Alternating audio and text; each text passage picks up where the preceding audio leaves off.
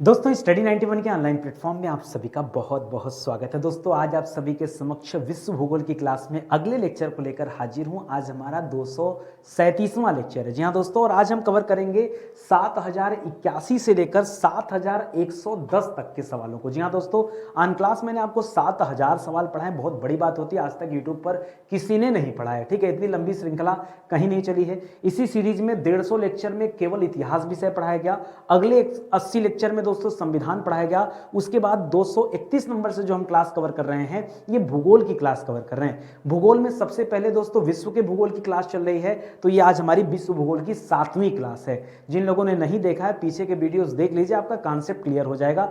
एक एक टॉपिक पर दोस्तों क्लास चलती, कहीं कोई ऐसा पॉइंट नहीं जिस पर चर्चा न किया जाता हो, ठीक है। चलिए आगे बढ़ते हैं। आज की जो हमारी क्लास है, ये दोस्तों अक्षांश और देशांतर रेखाओं से संबंधित क्लास है, और साथ ही साथ अंतरराष्ट्रीय समय रेखा और अंतरराष्ट्रीय तिथि रेखाओं के बारे में भी हम लोग जानेंगे, ठीक है। तो चलिए आगे बढ़ते हैं और पढ़ना आरंभ करते हैं। ध्यान देंगे, स्टडी 91 के प्लेटफॉर्म से अलग अलग विषय के लिए फाउंडेशन कोर्स लॉन्च किए गए हैं। आप चाहें तो इन कोर्सेज को भी ज्वाइन कर सकते हैं। सबसे पहले आइए बातचीत शुरू करते हैं अपने इस टॉपिक पर, ठीक है। तो आज हमारा 237वां लेक्चर है और 7081 से 7110 तक के सवालों पर चर्चा होगी। तो पहला सवाल क्या लिखा है कि विषुवत रेखा, विषुवत रेखा यानी भूमध्य रेखा। विषुवत रेखा से तात्पर्य क्या दोस्तों? विषुवत रेखा से तात्पर्य है भूमध्य रेखा का। वह रेखा जो पृथ्वी के बीचों बीच से गुजरी हुई है दोस्तों, उसे कहते हैं। और ये कौन सी है दोस्तों? 0 डिग्री की जो अक्षांश रेखा है, यही क्या कहलाती है? यही विषुवत रेखा या भूमध्य रेखा के नाम से जानी जाती है। लिख रहा है कि विषुवत रेखा के 30 डिग्री से 45 डिग्री उत्तर व 30 डिग्री से 45 डिग्री दक्षिण, दोनों बातें कर रहा दोस्तों।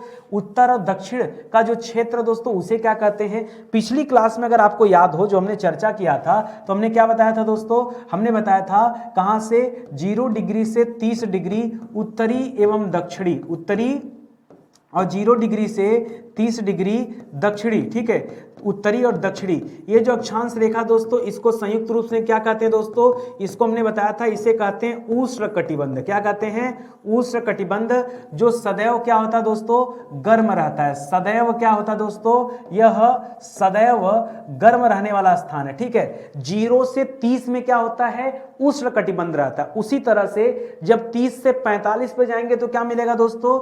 यह मिलेगा उपोष्णकटिबंध। क्या मिलेगा? अभी शीतोष्ण नहीं पहुंचे, ठीक है। क्या मिलेगा? यह मिलेगा उपोष्ण कटिबंध, ठीक है। उपोष्ण, याद रखिएगा, कई बच्चे इसे शीतोष्ण पढ़ते हैं, गलत हो जाएगा भाई, ये उपोष्ण है, ठीक है। उपोष्ण की खासियत है कि कुछ महीने ताप और कुछ महीने ठंडा होता है, ठीक है। कुछ महीने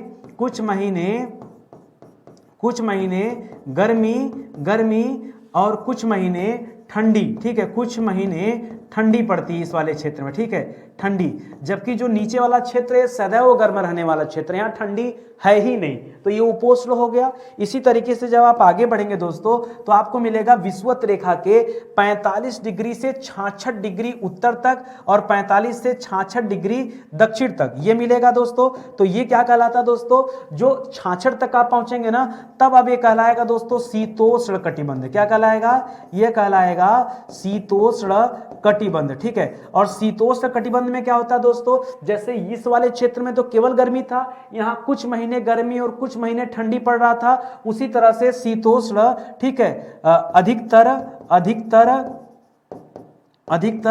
ठंडा क्षेत्र, ठीक है। ठंडा क्षेत्र मतलब ज्यादातर यहाँ क्या पड़ता है? ठंडा पड़ता है। गर्मी बहुत नाम मात्र रहती है या बहुत कम, ठीक है। ठंडे की मात्रा दोस्तों अधिक हो जाती है। इसी तरह से जब आप आगे बढ़ेंगे, तब दोस्तों आप पढ़ेंगे क्या कि 66 डिग्री से लेकर 90 डिग्री उत्तर तक और 66 डिग्री से लेकर 90 डिग्री दक्षिण तक का जो क्षेत्र होता है, इसे हम कहते हैं दोस्तों शीत कटिबंध, ठीक है, शीत कटिबंध। और शीत कटिबंध की खासियत होती है सदैव, जैसे ऊपर सदैव गर्म था, वैसे ही यह सदैव ठंडा रहने वाला क्षेत्र, हमेशा क्या रहेगा दोस्तों? ये ठंडा होगा, ठीक है। ये बर्फीला प्रदेश है, इसीलिए इसे ध्रुवीय प्रदेश कहते हैं, ठीक है। शीत कटिबंध है या फिर क्या दोस्तों? यह ध्रुवीय प्रदेश हो जाता है, ठीक है। प्रदेश के नाम से जानते हैं, ठीक है। और जो एकदम 90 डिग्री उत्तर में चले जाएंगे, एकदम 90 डिग्री दक्षिण में आ जाएंगे, तब तो दोस्तों वो हमेशा बर्फ से ढका ही रहता है, वहां जीवन संभव ही नहीं है, ठीक है। ये भी आप याद रखें, ठीक है। तो ये तो हमारा अभी जनरल सवाल है, ठीक है। आगे बढ़िए, कह रहा है कौन सी काल्पनिक रेखा, कौन सी काल्पनिक रेखा भूमध्य रेखा को समकोण पर काटती है, ठीक है। भूमध्य रेखा को समकोण पर काटने वाली रेखा कौन सी है? समकोण मतलब कोई रेखा मान लीजिए इस तरह से गई भूमध्य रेखा, ठीक है, भूमध्य रेखा, और इसको बीचों बीच से ऐसे काट देती है, खड़ी, बीचों बीच से, कोई जरूरी नहीं खड़ी रेखा में काट दे, क्योंकि इसका बीच कहां है किसी को पता नहीं। 0 डिग्री लाइन जो दोस्तों वो तो पूरे ग्लोब पे बना है, तो इसका सेंटर कहां से ढूंढेंगे? तो जो इस पे खड़ी रेखा है दोस्तों, उसी को क्या कहते हैं? इसको हम कहते हैं देशांतर रेखा, ठीक है। इसे हम क्या कहते हैं दोस्तों? इसे हम नाम देते हैं देशांतर, देशांतर रेखा, ठीक है। तो देशांतर रेखा का मतलब क्या दोस्तों? ऊर्ध्वाधर, ऊर्ध्वाधर खड़ी रेखाएं जो होती हैं दोस्तों, ऊर्ध्वाधर खड़ी रेखाएं जो होती हैं, वही क्या कहलाती हैं? देशांतर रेखाएं कहलाती हैं। तो ग्लोब पे जो क्षैतिज रेखा है, ये वाली रेखा कैसी दोस्तों? ये क्षैतिज है, क्षैतिज मतलब लेटी हुई। और ये वाली रेखा दोस्तों कैसी है? तो ये आपकी देशांतर रेखा है। क्या दोस्तों? ये आपकी देशांतर रेखा है, ठीक है। तो जो खड़ी रेखाएं हैं वो देशांतर रेखाएं, जो लेटी हुई रेखाएं हैं वो क्षैतिज रेखाएं हैं, ठीक है। चलिए आगे बढ़ते हैं। अगला सवाल कर रहा है कहां से गुजरने वाली रेखा को 0 डिग्री देशांतर माना गया? 0 डिग्री देशांतर, जैसे हम पृथ्वी पे क्षैतिज रेखा 0 डिग्री कहते हैं भूमध्य रेखा को या विषुवत रेखा को, उसी तरह से 0 डिग्री देशांतर रेखा दोस्तों किसे कहा जाता है? तो दोस्तों यह रेखा ग्रीनविच से गुजरी हुई है, ठीक है। इसीलिए इसे ग्रीनविच वेधशाला, वेधशाला से गुजरी हुई है। इसी वजह से इस रेखा को क्या कहते हैं? इस रेखा को ग्रीनविच रेखा कहते हैं। क्या कहते हैं दोस्तों? इस रेखा को ग्रीनविच, ठीक है, ग्रीनविच रेखा के नाम से जानते हैं, ठीक है। यहां विच पे मात्रा सही कर लीजिए, ठीक है। इस रेखा को क्या कहते हैं दोस्तों? इस रेखा को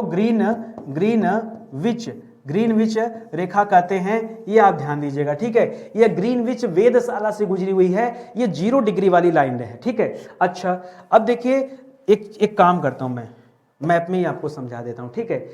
ये देखिए जो 0 डिग्री वाली लाइन है ना, ये 0 डिग्री वाली लाइन दोस्तों, ये रेखा कुछ यहां से गुजरी हुई है, ठीक है। ये रेखा दोस्तों अगर इसका आप लोकेशन देखेंगे तो ये रेखा दोस्तों कुछ इस तरह से आती हुई नजर आएगी। ऐसे देखिए, ऐसे ऐसे ऐसे गुजरी हुई, ठीक है, ऐसे गुजरी हुई है। ये है दोस्तों आपकी 0 डिग्री वाली लाइन, ठीक है। ये कौन सी रेखा है?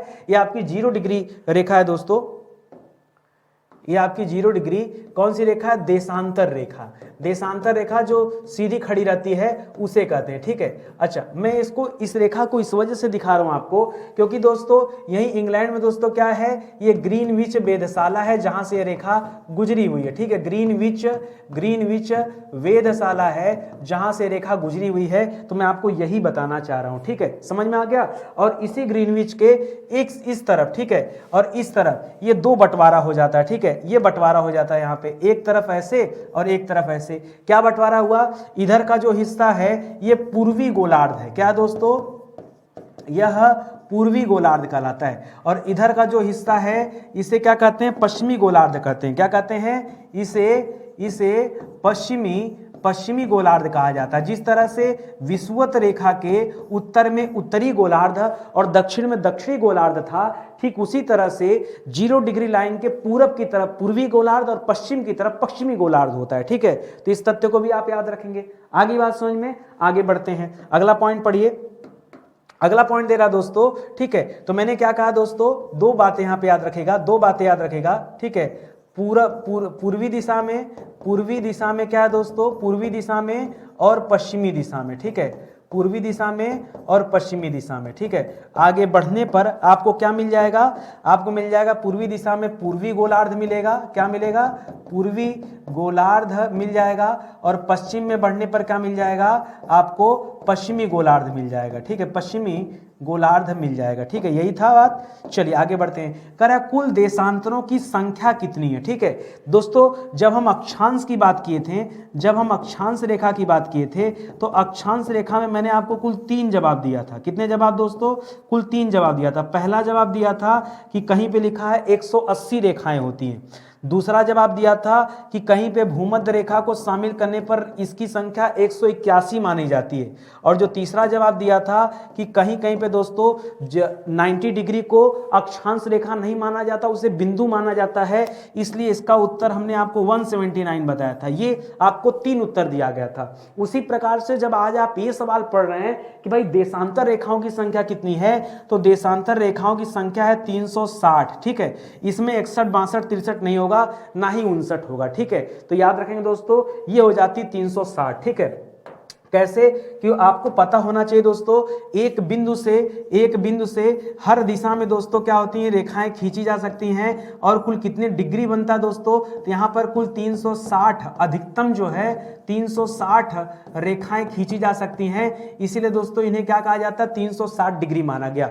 तो यहाँ जो ध्रुव है, यहाँ से 360 रेखाएं खींची गई तो ये बन जाती हैं रेखाएं। ठीक है, एक चीज और दोस्तों, जितनी भी अक्षांश रेखाएं हैं, ठीक है, ध्यान दीजिएगा, जो अक्षांश रेखाएं होती हैं, अक्षांश रेखाएं ये वृत्त का निर्माण करती हैं। ठीक है, ये क्या करती हैं दोस्तों, ये वृत्त का निर्माण करती हैं, क्योंकि ये घूम करके मतलब पृथ्वी के चारों तरफ से घूम के आती हैं। जबकि जो देशांतर रेखा होती है, ठीक है, देशांतर रेखा यह अर्धवृत्त बनाती है। क्या बनाती है दोस्तों, यह पूरा वृत्त नहीं बनाती है, यह अर्धवृत्त का निर्माण करती है, वृत्त का निर्माण करती है। ठीक है, केवल उत्तरी ध्रुव को दक्षिणी ध्रुव से जोड़ने का कार्य करती है। ठीक है, यह पूरा वृत्त नहीं बनाती। ऐसा नहीं कि ऐसे आपने वृत्त बना दिया, नहीं, याद रखेंगे, यह केवल उत्तरी ध्रुव को दक्षिणी ध्रुव से जोड़ने का काम करती है। ठीक है, तो इस तरह से आप इस पॉइंट को भी याद रखेगा, बहुत सारे बच्चे नहीं जानते। तो यहां जो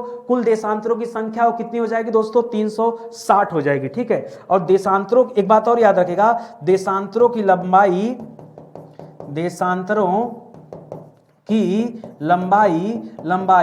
सदैव बराबर रहती है। सदैव क्या रहती है दोस्तों, बराबर रहती है। ठीक है, बराबर रहती है। ठीक है, जबकि अक्षांश रेखा जो दोस्तों ये विषुवत रेखा पर सबसे बड़ा रहती है, जबकि जैसे जैसे ध्रुवों की तरफ बढ़ेगी उनका आकार छोटा होता जाता है। देशांतर में ऐसा नहीं होता है। देशांतर में जो रेखाएं होती हैं वो सदैव बराबर होती हैं, चाहे वो कोई किसी भी डिग्री की रेखा हो, 1 degree, 2 degree, 3 degree, 4 degree, 5 degree, 10 degree, 150, कोई भी रेखा हो दोस्तों, वो सब की सब एक बराबर रहती है। ठीक है, तो याद रखेगा उसमें कोई डिफरेंस नहीं होता है। आई बात समझ में ना। चलिए आगे बढ़ते हैं, अगला पॉइंट पढ़ते हैं। ठीक है, अगला सवाल दे रहा है कि दो देशांतर रेखाओं के बीच की दूरी को किस नाम से जाना जाता है। इसी तरह का सवाल हमने अक्षांश में भी पढ़ा था। ठीक है, अक्षांश में पढ़ा था, और क्या पढ़ा था, दो अक्षांश के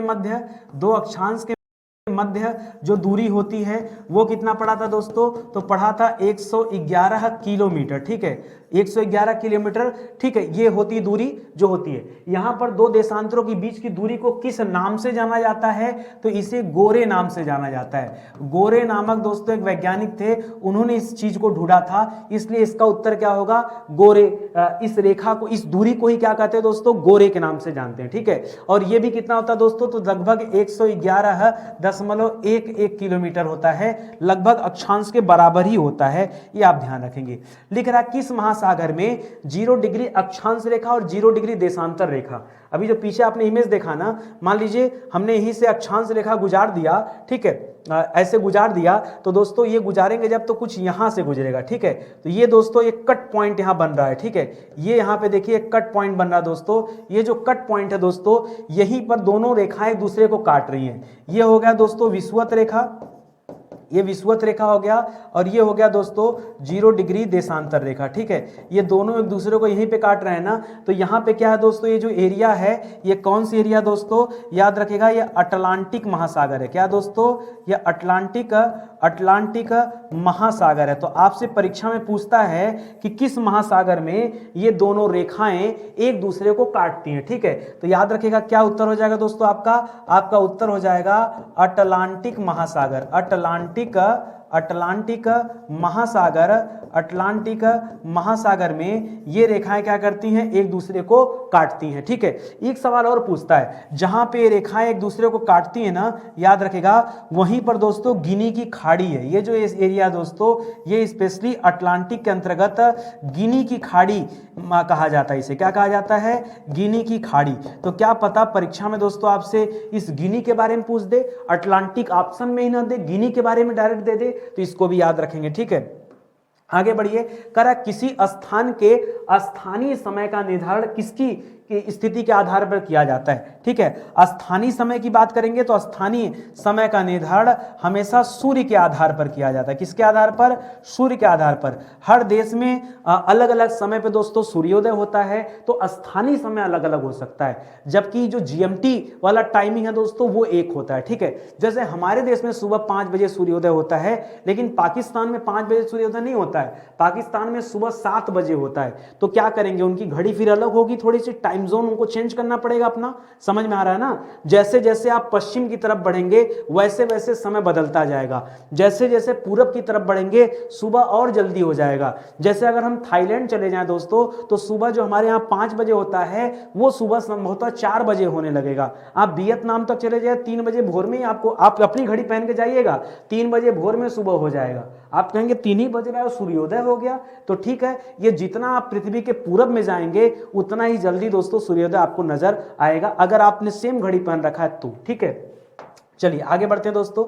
अब देखिए यहां पर बड़ा कॉन्सेप्ट वाला पॉइंट आ रहा है दोस्तों, बहुत ध्यान से आपको, ये कठिन वठिन कुछ नहीं यार, गुप्ता जी क्लास में कठिन कुछ नहीं होता है, बस आप समझने के लिए तैयार हो, हम समझाने, हम तो रटाने के लिए तैयार हैं, याद करा देंगे, रटाना छोड़िए, आपके जहन में बैठा देंगे। सुनिए ध्यान से, करा 1 घंटे में पृथ्वी कितने देशांतर घूम जाती। लग रहा होगा बड़ा डिफिकल्ट काम है, छोड़ो यार। मान लो मैं स्वयं पृथ्वी हूं, ठीक है, और मैं ऐसे मूव कर रहा हूं, ऐसे मूव करके ऐसे सामने आ गया, तो कितने डिग्री घूमा। हमने आपसे सवाल, हम आपसे 2 सवाल खाली पूछेंगे, ठीक है, आपने 2 सवाल का जवाब दे दिया तो इसका उत्तर निकल जाएगा। हमने आपसे पूछा कि कितने डिग्री पृथ्वी घूमती है दोस्तों, तो आपने कहा 360 डिग्री पृथ्वी घूमती है। ठीक है, 360 डिग्री पृथ्वी घूमकर उसी स्थिति में आ जाती है।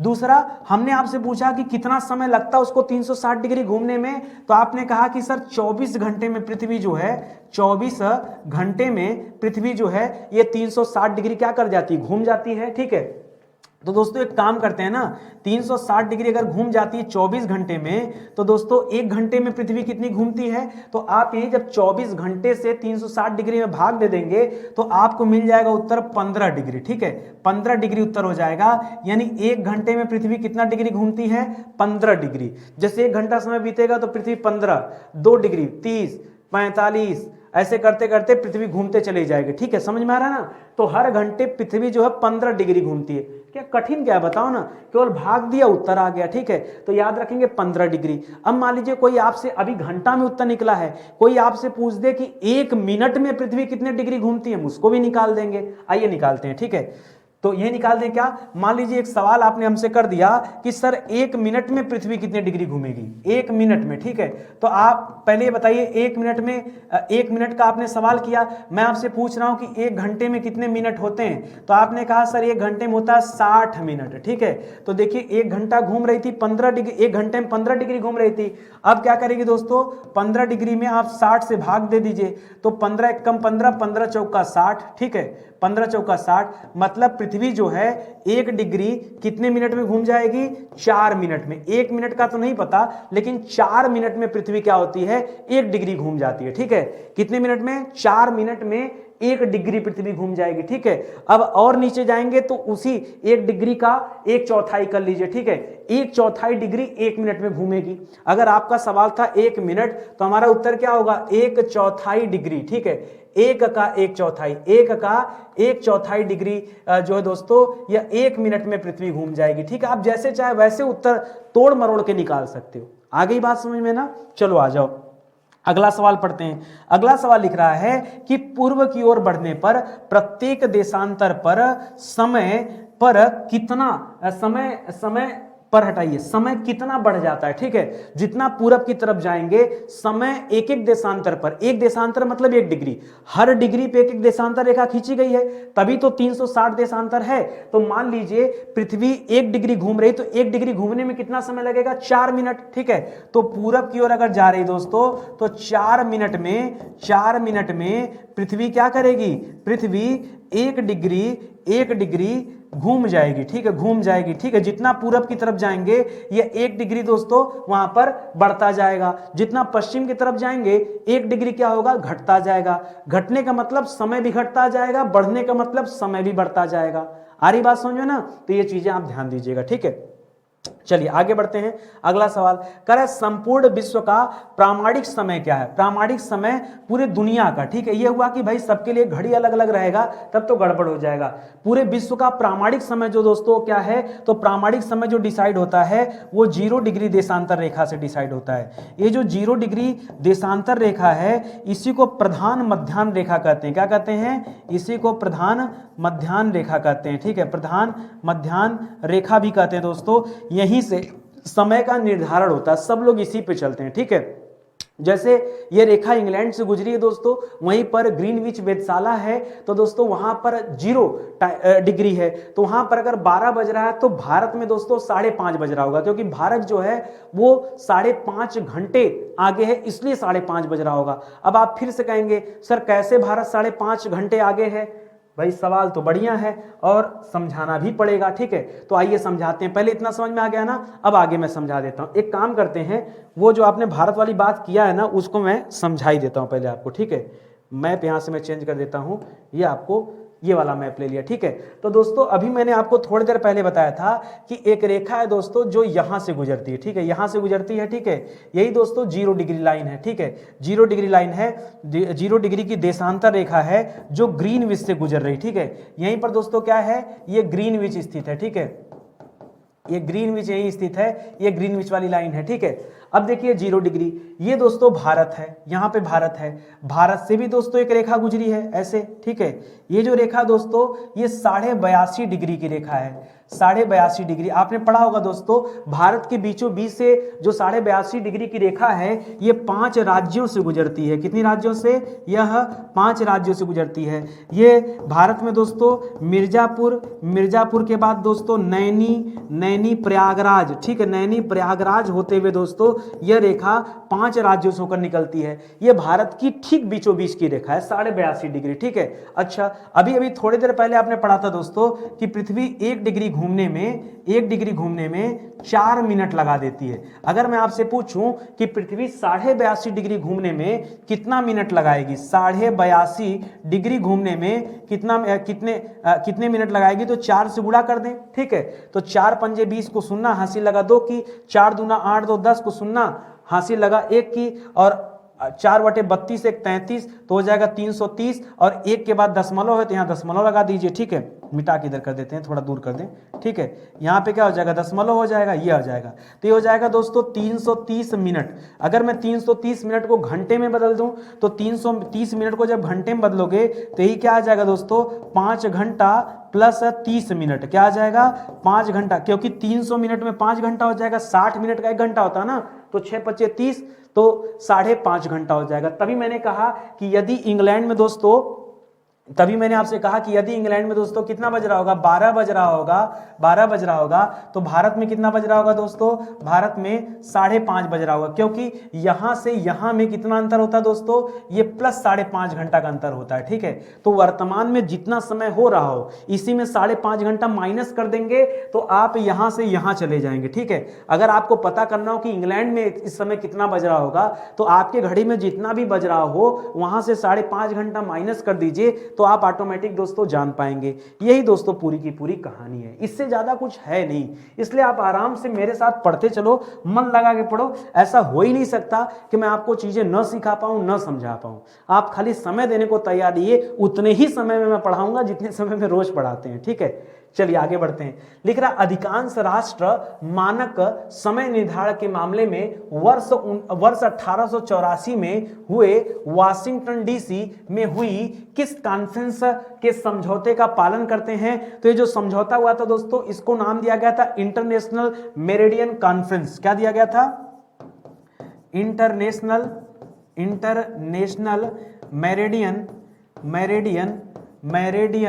Meridian conference. ठीक है, कॉन्फ्रेंस इसको नाम दिया गया था। ठीक है, कॉन्फ्रेंस। ठीक है, कॉन्फ्रेंस नाम दिया गया था दोस्तों, और इसी का सारे देश पालन करते हैं, क्योंकि दोस्तों समय में और तिथि में दोनों में दोस्तों निश्चितता जरूरी है, नहीं तो फिर विदेशी संबंध आप बना ही नहीं पाओगे। ठीक है, उनके घड़ी में कुछ और समय होगा, आपके घड़ी में कुछ और होगा, उनके बैंकिंग का टाइम, हमारे बैंकिंग का टाइम, उनके यहाँ फ्लाइट, रेलवे, बहुत कुछ कनेक्टेड है ना भाई, पूरी दुनिया आज एक दूसरे से जुड़ गई है। ठीक है, तो ये सब चीजें आवश्यक है। कह रहा है ग्रीनविच समय रेखा गुजरती है। ये जो ग्रीनविच समय रेखा दोस्तों ये कहां से गुजरती है? तो सबसे पहले तो दोस्तों आपको नाम याद रखना पड़ेगा इंग्लैंड का। कभी कभी परीक्षा में इंग्लैंड दे देता है, कभी कभी परीक्षा में यूके दे देता है। यूके के अलावा दोस्तों यह रेखा स्पेन से भी गुजरी हुई है, और यह रेखा दोस्तों फ्रांस से भी गुजरी हुई थी। स्पेन और फ्रांस भी इसी में याद रखेगा। इसके बाद यह रेखा अल्जीरिया जाती है। ठीक है, अल्जीरिया से गुजरी हुई है, अल्जीरिया से गुजरी हुई है। इसके बाद बुर्किना फासो से गुजरी हुई है। इसके अलावा दोस्तों घाना से गुजरी हुई है, और घाना के अलावा दोस्तों आपने टोगो नाम का देश सुना होगा, घाना और टोगो। ठीक है, तो यहां से एक और कोई छूट रहा है ना, एक और छूट रहा है माली। ठीक है, माली देश। ठीक है, ये अल्जीरिया के बाद याद रखेगा। तो कितना हो गया? इंग्लैंड, स्पेन, फ्रांस, तो 3 देश, अल्जीरिया 4, माली 5, बुर्किना फासो 6, घाना 7, टोगो 8। तो ये जो ग्रीनविच समय रेखा दोस्तों ये 8 देशों से गुजरती है। कितने देशों से दोस्तों? यह 8 देश से गुजरती है दोस्तों, इसको आप याद रखेंगे। ठीक है, और अंतिम में आके दोस्तों क्या करती है वही गिनी की खाड़ी में क्या करती है? गिनी की खाड़ी जो है दोस्तों, गिनी की खाड़ी, ये गिनी की खाड़ी कहाँ दोस्तों? ये अटलांटिक महासागर में है। किसमें? अटलांटिक महासागर में है। ये वहां पहुंचकर क्या करती है? 0 डिग्री अक्षांश रेखा को काटती है। किसे काटती है? 0 डिग्री अक्षांश रेखा को काटती है। ठीक है, तभी हमने कहा ना कि उस पर समकोण बनाती है। ठीक है, तो इसको भी याद रखेंगे। ठीक है, आगे बात समझ में? चलिए आगे देखते हैं दोस्तों, अगला सवाल करते हैं। ये क्या खुल गया भाई?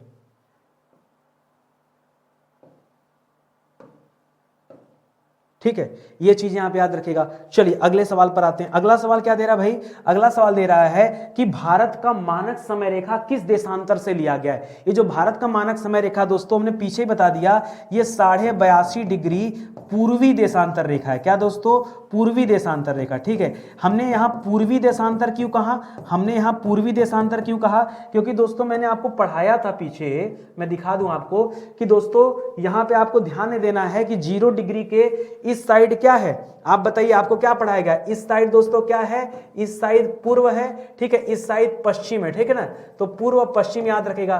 तभी तो दोस्तों इसको हम पश्चिमी गोलार्ध कहते हैं। इधर हो जाएगा पश्चिमी गोलार्ध और इधर हो जाएगा दोस्तों पूर्वी गोलार्ध। ठीक है, तो दोस्तों इसीलिए पूर्वी गोलार्ध के जो रेखाएं होती हैं उनके नाम में पूर्वी शब्द जोड़ा जाता है, पश्चिम की जो रेखाएं होती हैं उनके नाम में पश्चिमी शब्द जोड़ा जाता है। ठीक है, तभी दोस्तों यहाँ पे क्या किया गया है? यहाँ पर इसे पूर्वी देशांतर का नाम दिया गया। अगर हम 0 डिग्री के पश्चिम साइड होते हैं तब इसे पश्चिम का नाम दिया जाता है। ठीक है, चलिए अब दोस्तों मैं आपको दिखाना चाहूंगा जो अभी मैंने आपको पढ़ाया कि भाई आप मैप में भी दोस्तों देख लीजिए एक बार। ठीक है, कि ये रेखा कहां से गुजरी हुई है, जो हमने आपको सिखाया वही वाली रेखा है। ठीक है, तो देखिए 0 डिग्री लाइन एकदम एग्जैक्ट आ रही है। ये दोस्तों आपका यूनाइटेड किंगडम है। क्या दोस्तों? ये आपका यूके देश है, यूके। ठीक है, दिख रहा है ना आपको यूके? ये यूके हो जाएगा। यहाँ दोस्तों ये रेखा इस साइड देखेंगे तो फ्रांस देश है। कौन सा दोस्तों? ये फ्रांस देश से भी गुजरी हुई है। ठीक है, पेन चेंज कर दे रहा हूं, मुझे लग रहा है। ठीक है, ये देखेंगे दोस्तों तो ये स्पेन से गुजरी हुई है रेखा। ठीक है, इधर देखेंगे दोस्तों तो इधर अल्जीरिया देश है। कौन सा है? अल्जीरिया देश है। ठीक है, इधर देखेंगे दोस्तों तो ये माली से गुजरी हुई रेखा। कौन सा देश है दोस्तों? माली से। इधर देखेंगे दोस्तों तो ये बुर्किना फासो, ये पहले ही आपको मैंने बता दिया था, बुर्किना फासो। ठीक है, ये बुर्किना फासो है।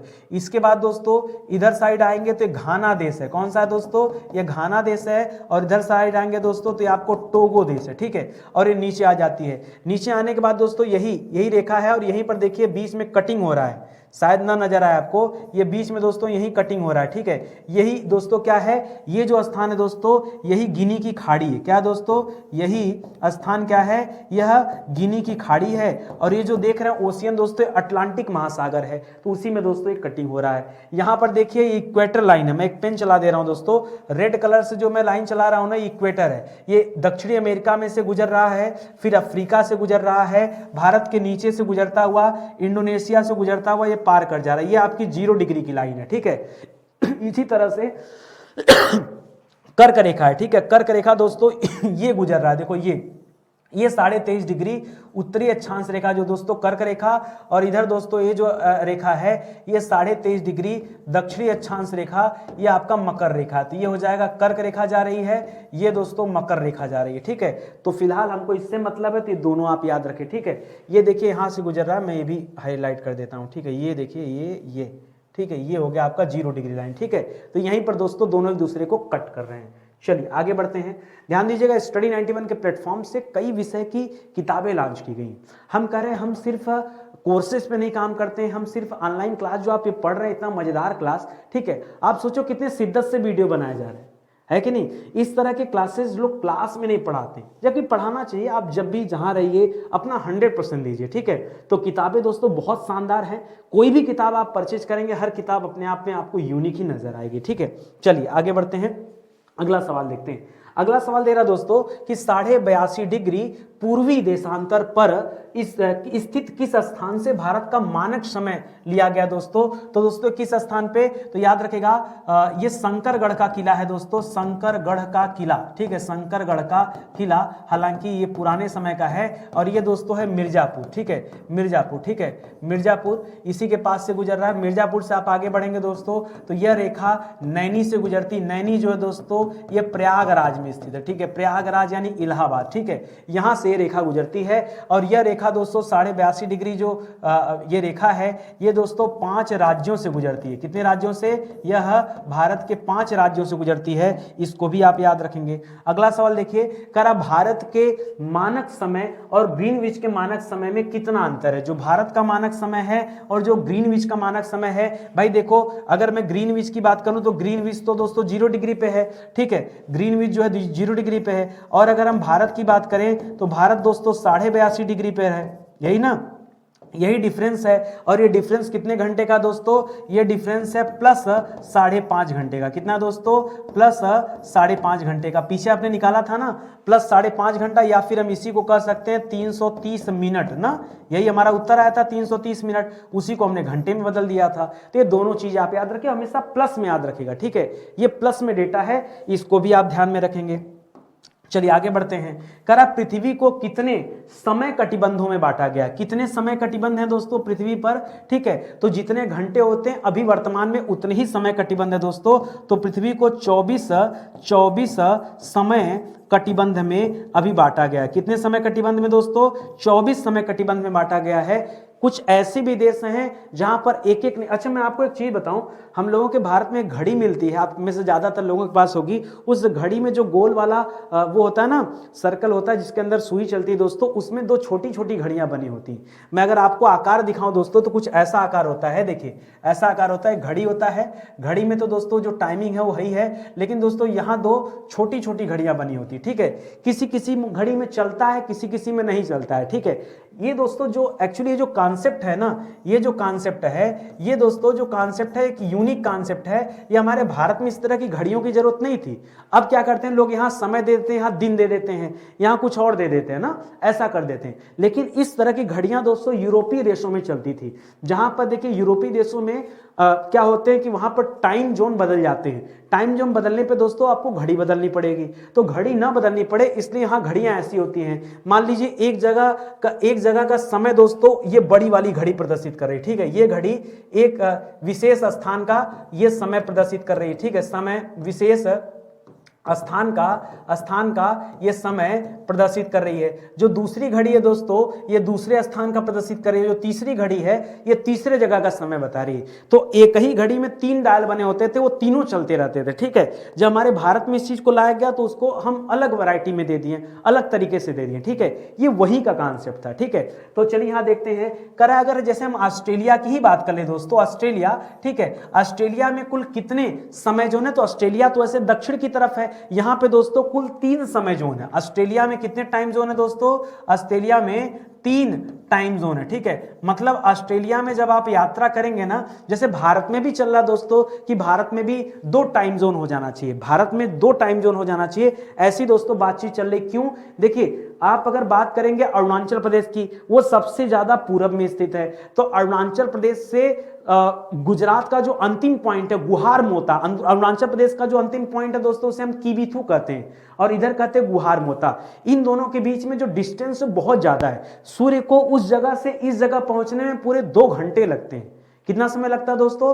पूरे के पूरे 2 घंटे लगते हैं। अब आप कल्पना करो कि अगर 5 बजे अरुणाचल प्रदेश में सूर्योदय हो रहा है तो गुजरात में बैठे आदमी को सूर्योदय कितने बजे मिलेगा? 7 बजे मिलेगा। तो भारत में हो रहा है भाई कि 2 टाइम जोन कर लिया जाए कि वहां थोड़ा सा लेट सूर्योदय हो, 5 की बजाय 5:30 6 पे हो, और यहाँ 7 के बजाय यहाँ भी 6 पे हो जाए, तो दोनों को दोस्तों मैच कर जाएगी चीजें। ठीक है, मैच कर जाएगी। भाई सूर्योदय से बहुत कुछ होता है, कभी मिलेगा समय तो मैं बताऊंगा।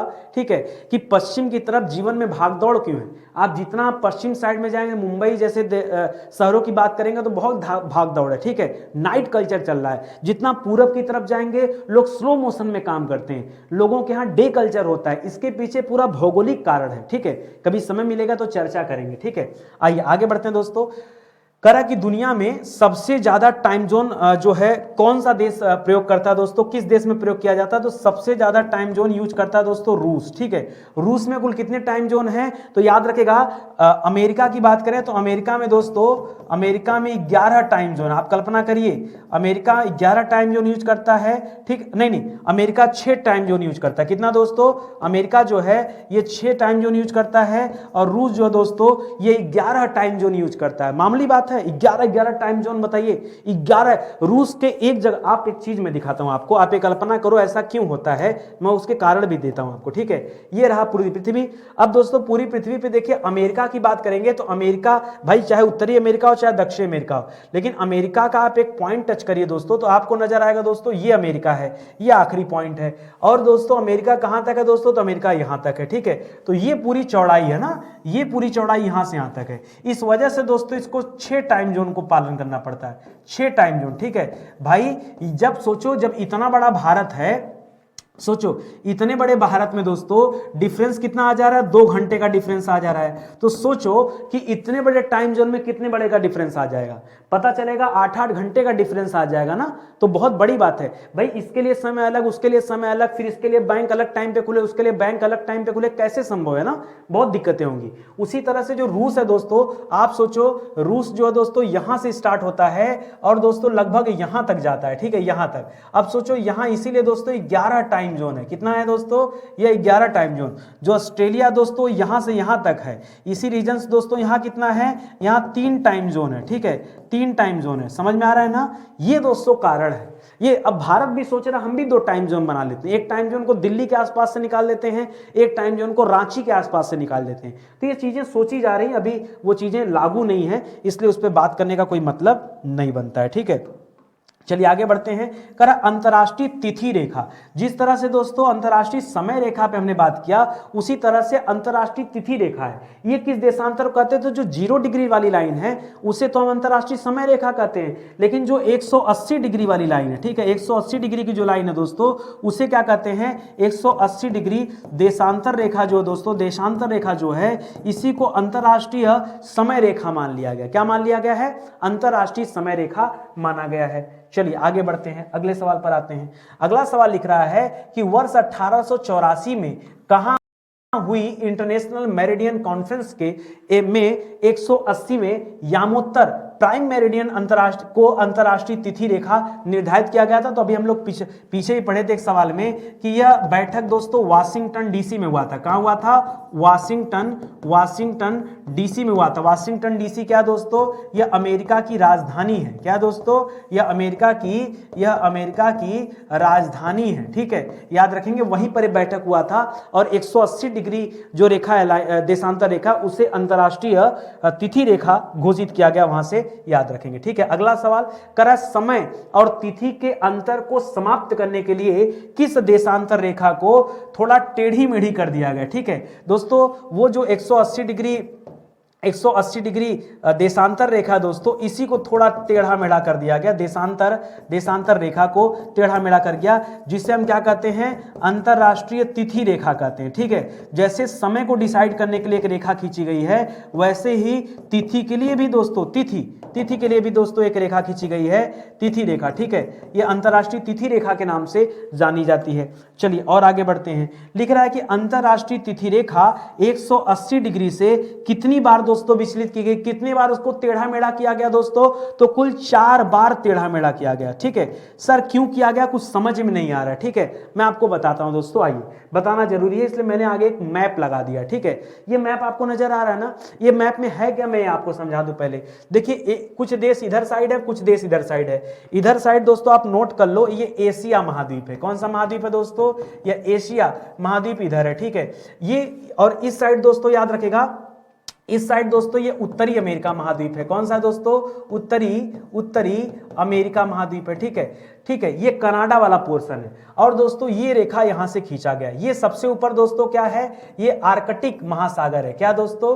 ये आपका आर्कटिक महासागर है। आर्कटिक महासागर के में से दोस्तों 180 डिग्री वाली लाइन खींची जा रही है, और ये लाइन सीधी खींच देते, लेकिन देखिए यहां पर ये वाला हिस्सा दोस्तों, ये पहले ये वाला हिस्सा रूस के पास था, लेकिन बाद में इस हिस्सा को रूस ने बेच दिया। थोड़ा सा मुझे लग रहा क्लियर नहीं आ रहा, मैं इसको थोड़ा स्क्रीन डाउन कर लेता हूं ना, ताकि थोड़ा सा दिखने लगे। ठीक है, अब क्लियर आ रहा है ना? सुनिए, तो मेरे चेहरे से मतलब नहीं, काम से मतलब रखिए। ठीक है, तो याद रखिएगा, कई लोग होते हैं कि सर आप काले नजर आने लगे, रहने दो भाई, जैसे हैं वैसे हैं, आप अपने मुद्दे से मतलब रखिए। ठीक है, तो पहले ये रसिया का हिस्सा था, रसिया ने इसे अमेरिका को बेच दिया, ये मिल गया अमेरिका को। अब अमेरिका सोचता है भाई कि मेरे हिस्से में भाई अगर ये रेखा हम यहां से गुजार देते तो भाई रसिया वाला हिस्सा कट जाता, और ये अमेरिका का ये वाला हिस्सा दोस्तों, ये वाला जो हिस्सा है, ये हिस्सा जिसे हम एल्यूशियन आइलैंड कहते हैं। क्या कहते हैं? एल्यूशियन आइलैंड के नाम से जानते हैं। उस आइलैंड का भी हिस्सा कट जाता, पता चलता कनाडा में कोई और डेट है और एल्यूशियन आइलैंड पे कोई और डेट है। इसीलिए दोस्तों मजबूरन इस रेखा को क्या करना पड़ा? खींच के काटना पड़ा। ठीक है, ये घुमाना पड़ा, और इस तरह से घुमाकर इस तरह से इसको वापस लाया गया। नीचे की तरफ दोस्तों प्रशांत महासागर था। नीचे की तरफ क्या था? ये नीचे जो है दोस्तों, ये प्रशांत महासागर था। ठीक है, ये प्रशांत महासागर आ गया। यही बीच में दोस्तों ये चुकची सागर है। यहां पे आप बीच में देखेंगे तो इस स्थान को दोस्तों बेरिंग जल संधि कहते हैं। क्या कहते हैं? यहाँ बेरिंग जल संधि है। ठीक है, यही आसपास में चुकची सागर है, चुकची सागर। ठीक है, चुकची सागर। ठीक है, चुकची सागर मिलेगा। तो इस तरह से आया, इसी तरह से आगे जाके और घुमाया गया। देखिए ये सब देश के, ये यहां पर एक देश है दोस्तों जिसका नाम है किरीबाती। कौन सा देश है दोस्तों?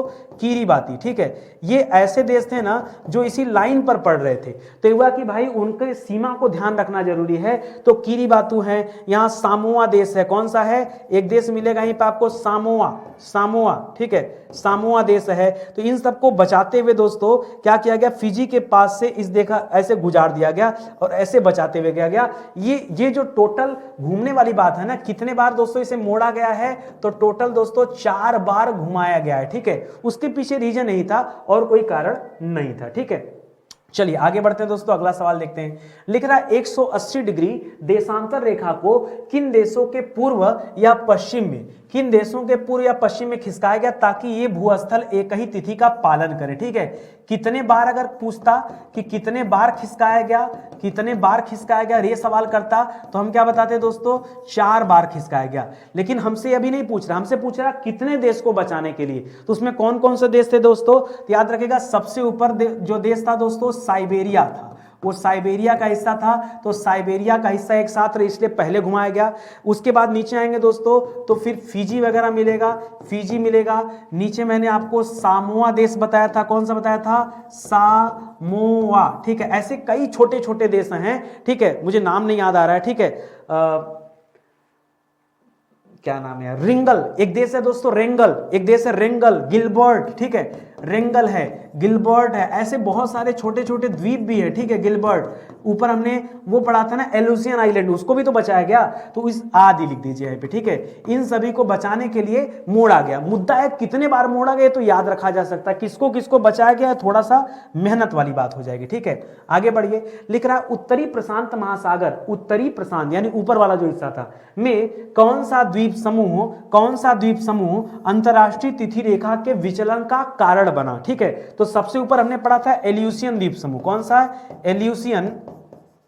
एल्यूसियन द्वीप समूह। ये दोस्तों पहला कारण बना था जब इसको मूव करना पड़ा, ठीक है, क्योंकि अमेरिका के हिस्से में आता था और सीधा काट देते तो गड़बड़ हो जाता, ठीक है। ये दोस्तों एक मुख्य कारण था। लिख रहा है कौन सी दो देशांतर रेखाएं असल में एक ही रेखाएं हैं, ठीक है। दो देशांतर रेखाएं दोस्तों, वैसे तो हमने पढ़ा कि 360 रेखाएं होती हैं, लेकिन देखिए यहां इस वजह से दोस्तों 359 रेखाएं बन जाती, ठीक है, क्योंकि यहां पर दोस्तों ऐसी एक रेखा है जिसको दो अलग अलग नामों से जाना जाता है। वो रेखा कौन सी है दोस्तों, एक्चुअली में 180 डिग्री पूर्वी देशांतर रेखा, पूर्वी देशांतर रेखा, देशांतर रेखा और 180 डिग्री पश्चिमी देशांतर रेखा, पश्चिमी देशांतर रेखा, ठीक है। ये दोस्तों एक ही है, ये अलग अलग नहीं है, ठीक है, ये एक ही रेखा है, ये अलग अलग नहीं है। इस वजह से भी दोस्तों कई बार कंफ्यूजन होता है, तो कई बार उसको ध्यान में रख के लोग यहां देशांतर की संख्या 359 मान लेते हैं, 60 मानने को राजी नहीं होते हैं, ठीक है। तो ये भी एक चीज याद रखिए। चलिए अब कुछ बढ़िया सवाल देता हूं, इस सवाल को पढ़कर आपका दिल खुश हो जाएगा, ठीक है। जबरदस्त सवाल है, खाली आप मजे लीजिए, ठीक है। करा यदि कोई व्यक्ति 31 दिसंबर की रात को, कब दोस्तों, 31 दिसंबर रात, सर ये तो पार्टी वाली रात है। अच्छा मैं आपसे पूछूं कि आप ना नया साल तो एक ही बार मना सकते हो, क्या कुछ कभी ऐसा हो सकता है कि आप नया साल 2 बार मनाओ? तो आप कहोगे नहीं सर, नया साल तो जीवन में एक ही बार आता है, 2 बार कहां आता है। मैं कह रहा हूं 2 बार आ सकता है नया साल, और हो सकता है कि आपके जीवन में नया साल आए ही ना। आप 30 दिसंबर से डायरेक्ट कहां पहुंच जाएं, 1 जनवरी में पहुंच जाएं और 31 दिसंबर गायब हो जाए। सर कहां मजाक किए पड़े, सुन लो समझा रहा हूं, ये 3 क्वेश्चन में आपका कॉन्सेप्ट क्लियर कर दूंगा। समय दोगे तब सिखा पाऊंगा, नहीं समय दोगे तो भैया कोई बात नहीं, आपकी मर्जी। सुनो ध्यान से, यदि कोई व्यक्ति 31 दिसंबर की रात को जापान की राजधानी में नए साल का जश्न मनाता है, खूब पार्टी किया। जापान की राजधानी कहां, टोक्यो। जापान की राजधानी कहां दोस्तों, टोक्यो। और टोक्यो में क्या कर दे, जश्न मना दे, ठीक है। तो वह अंतरराष्ट्रीय तिथि रेखा पार कर किस देश की राजधानी में नए साल का जश्न मना सकता है, ठीक है। तो दोस्तों कहां नए साल का जश्न मना सकता है, आइए अब आपको उसके लिए मैं लेके चलूंगा ये अंतरराष्ट्रीय तिथि रेखा पर, ठीक है। इसको मैं नीचे कर लूं क्या, होगा नहीं ना, ठीक है, चलिए कोई बात नहीं, ऐसे कर लेते हैं।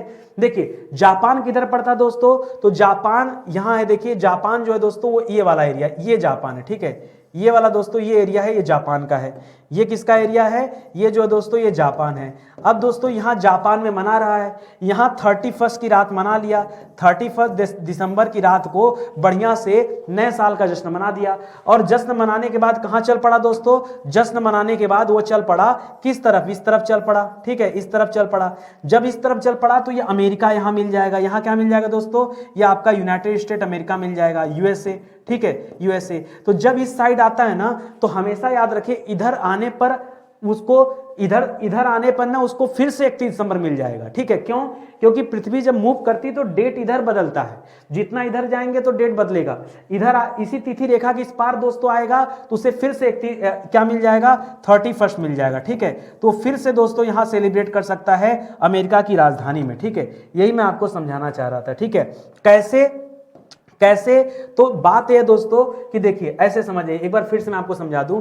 मान लीजिए मैप है ना यहाँ पे, देखिए होता क्या है, मान लीजिए इधर है 30 तारीख, ठीक है। इधर कितनी तारीख है दोस्तों, मान लीजिए इधर है 30 तारीख, और जब आप रेखा पार करते हैं तो इधर हो जाता है 31 तारीख, ठीक है। तो उसी केस में सोचिए कि जब 31 यहाँ बिता के आएगा, यहाँ 1 लग गया, तब दोस्तों यहाँ 31 लगा हुआ मिलेगा, 1 पीछे रहता है ना, यही तो तिथि रेखा है, यहीं से तिथि का बदलना माना जाता है। सब धरती पे फिट किया गया है, सेटिंग बिठाया गया है, ठीक है, जो सेटिंग चल रही है आपके मोबाइल में, ठीक है। चलिए, तो याद रखेगा वो अमेरिका में पहुंचकर क्या कर सकता है, वो अमेरिका में पुनः दोस्तों जश्न मना सकता है, याद रखेंगे, यानी पूरब की तरफ जाएगा तो जश्न मनाया जा सकता है। आगे देखिए, करा अंतरराष्ट्रीय तिथि रेखा को किस दिशा में पार करने पर 1 दिन की हानि होती है, लाभ नहीं, 1 दिन की हानि होती है। कब हानि होती है दोस्तों, जब व्यक्ति कहां जाता है, पश्चिम से पूर्व की तरफ, कहां जाएगा, पश्चिम से पूर्व की तरफ, पूर्व की तरफ। अभी क्या कर रहे थे, जापान जो दोस्तों पश्चिम में है, पश्चिम से आप पूर्व की तरफ जा रहे हो ना, तो जितना पूरब में जाएंगे उतना ही दोस्तों क्या हो जाएगा, हानि होगा, ठीक है। चलिए आगे बढ़ते हैं, अगला सवाल, ये लाभ नहीं हो जाएगा, हानि ही इसको बोल रहे हैं, ठीक है। करा यदि कोई व्यक्ति अमेरिका से 24 जून को अंतरराष्ट्रीय तिथि रेखा को पार करता है तो जापान जो पूरब की दिशा में है उसे कौन सी तिथि मिलेगी, 24 तारीख को पार कर रहा है ना, तो वहां क्या हो जाएगा दोस्तों। अब देखिए, यहां 24 से मतलब नहीं है, यहां दोस्तों क्या करना होगा, यहां समय से मतलब है। मान लो 24 तारीख को रात में 11 बजे उड़ान भरा हो, ठीक है, 11 PM पे दोस्तों क्या हुआ, उड़ान भरा, ठीक है, और उसको जाने में 2 घंटा लगता है, तो जैसे डाका, अब 2 घंटा लगेगा तो 2 घंटा में तो यहां 1 बज जाता। मामला समझो, क्या करूं, चलो मामला समझो दोस्तों, कैसे समझाओ, इनर बोल्ड, ठीक है, ऐसे समझो मामला। देखो मैं आपसे बता रहा हूं दोस्तों, ये एक रेखा है, ठीक है, इस रेखा के एक तरफ दोस्तों अमेरिका है, इस रेखा के दूसरी तरफ दोस्तों क्या है, जापान है, ठीक है, जापान है। अब क्या दिया है, पीछे केस क्या दिया दोस्तों, पीछे केस दिया है कि अमेरिका से पार करके जापान जा रहा है, अमेरिका से पार करके जापान जा रहा है। अमेरिका में था दोस्तों 24 जून, ठीक है, 24 जून को रात 11 PM की घटना है। वो यहां से दोस्तों क्या कर रहा है, एक फ्लाइट लेगा और फ्लाइट से उड़ जाएगा, उसे सफर करने में 2 घंटा लगता है, ठीक है, तो 2 घंटे फ्लाइट ऊपर उड़ती रही, समझ में आ रहा है। अब दोस्तों क्या हुआ, उड़ने के दौरान क्या घटना हुई कि 2 घंटे में तो दोस्तों यहां जो 11 बजे फ्लाइट उड़ी थी, यहां बज गया 1, तो यहां हो गया 1 PM हो गया, 1 PM नहीं, अब 1 AM हो जाएगा, और यहां डेट भी बदल जाएगा, 24 तारीख के बाद क्या हो जाएगा, 25 तारीख हो जाएगा जून, ठीक है। अब अगर यहां 25 जून हो गया होगा तो उसी सेगमेंट में दोस्तों यहां क्या आ जाएगा, 26 जून हो जाएगा ना। तो याद रखिए, वो आदमी यहां से उड़ा और आ जाएगा 26 जून में। तो उड़ा कब था दोस्तों, उड़ा था 24 जून में, उड़ा था 24 जून में, आ गया 26 जून में, कहा 25 जून कहां चला गया, 25 जून गायब हो गया, 25 जून गायब हो गया। अब हो सकता है आप लोगों का दिमाग हैंग कर रहा हो, लेकिन कुल मिला जुला की यही सत्यता है, ठीक है। कभी मौका दीजिए फुर्सत में पढ़ाने का, तब मैं आपको दिखाऊं कि कैसे ऐसा हो जाता है, ठीक है। लेकिन जो कुछ है ऐसा ही होता है, समय का होगा, 11 बजे उड़ेगा, ये समय लगेगा तभी होगा, नहीं तो गायब नहीं होगा दिन, ठीक है। चलिए आगे बढ़ते हैं। करा यदि कोई व्यक्ति अमेरिका, ठीक है, तो यहां क्या हो जाएगा दोस्तों, बता ही दिया था आपको, यहां हो जाएगा 26 जून, ठीक है, 26 जून हो जाएगा। और केस स्टडी याद रखेगा, जब वो 11 PM पे उड़ा है तब, और उड़ान में जब 2 घंटे का समय लगना चाहिए तब दोस्तों 26 जून में एंटर करेगा। ऐसे नहीं दिन में उड़ेगा तो कहां से भाई, तब तो पहुंच जाएगा ना, ठीक है। तो उस चीज को भी ध्यान देंगे, सवाल जानबूझकर ऐसा बनाया गया, ठीक है। फिलहाल सेशन दोस्तों ये समाप्त होता है, उम्मीद करता हूं आपको अच्छा लगा होगा और समझ में भी आया होगा, ठीक है। तो मन लगा के ऐसे पढ़ते रहिए और तैयारी करते रहिए, ठीक है। ऐसे विषय जो पूरी तरह से पढ़ा दिए गए हैं, ये उन्हीं के दोस्तों हैंड रिटन नोट्स हैं, इन्हें आप हमारे वेबसाइट एप्लीकेशन से परचेज कर सकते हैं। बाकी किताबें हैं, कोर्स हैं, बहुत सारी चीजें हैं।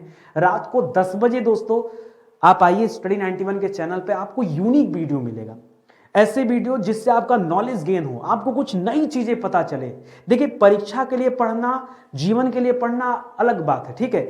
जब आप परीक्षा के लिए पढ़ते हैं तो आप सिलेक्शन के लिए पढ़ते हैं, लेकिन जो रात को 10 बजे क्लास चल रही है वो आपको हमेशा नए चीजों से अपडेट कराएगी, चाहे वो सामाजिक मुद्दे हो या फिर नई नई चीजें हो, ठीक है। तो बहुत शोध कर रहे हैं दोस्तों, रात को 10 बजे वीडियो देखना मत भूलिए, ठीक है। और हर रविवार दोस्तों हम लोग धार्मिक चर्चाएं करेंगे रात 10 बजे, यानी धर्म से संबंधित कोई ऐसा वीडियोज मैं आपको दूंगा ना, मतलब आपको पढ़ के आनंद आ जाएगा। आप बस मौका दीजिए और जुड़िए रात के 10 बजे वाले वीडियो सेशन में, और प्लेलिस्ट में जाकर देखिए दोस्तों, बिना वीडियोस देखे आपका दिल नहीं मानेगा, ठीक है।